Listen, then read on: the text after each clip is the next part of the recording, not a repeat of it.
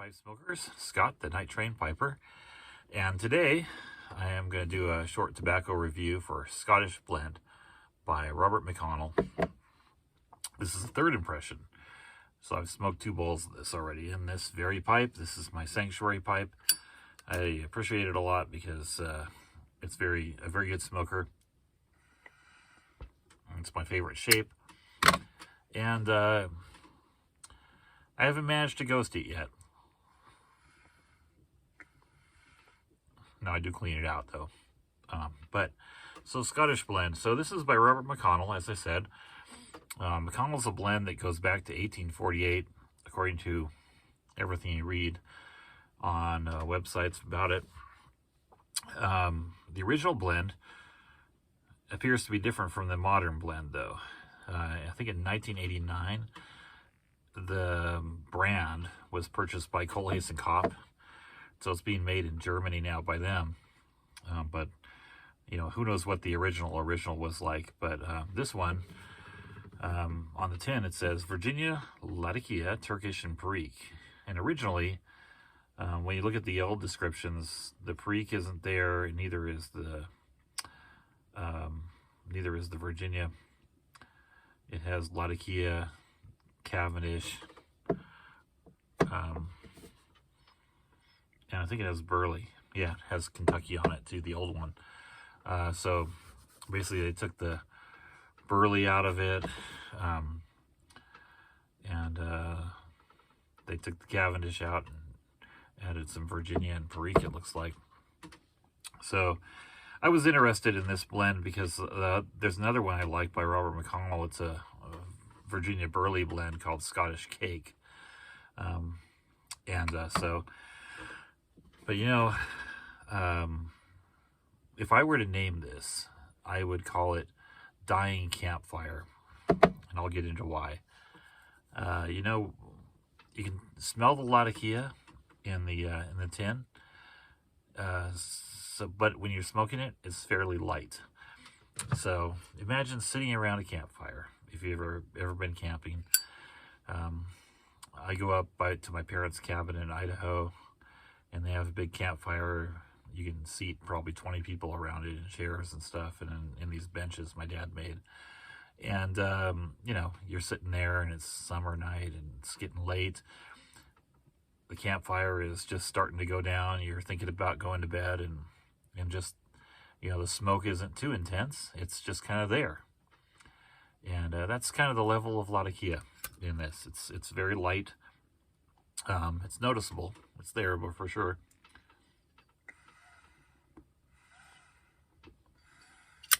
You know, but it's sort of wafting around, and you're getting other smells like the pine trees around, the smell of the brook nearby, maybe a little bit. So that's kind of how the other flavors are going. The Latakia is there, and you're starting to pick up sort of woodsy scents as well from the surrounding woods. So I think that's what I would call this, Dying Campfire. And I like it. You know, these tobaccos, sometimes they remind you of things. They bring up memories, and that's what this brought up for me, is sitting around a campfire as it's dying. No flavoring that I detected, and there's no alcohol or anything. I'm sure there's some kind of topping, but it's light enough that I didn't really detect it. The tin note itself, mild Latakia, just like the flavoring, just like the taste, and just like the room note. So there you go. And I highly recommend it. Try it. Scottish Blend. It's available all over the place, but I seem to find that sometimes these get out of stock, and then it might be a little while before they come back in. So you know, I tend to pick them up if I see them. There's one store that I go to in Central California. It's in Merced.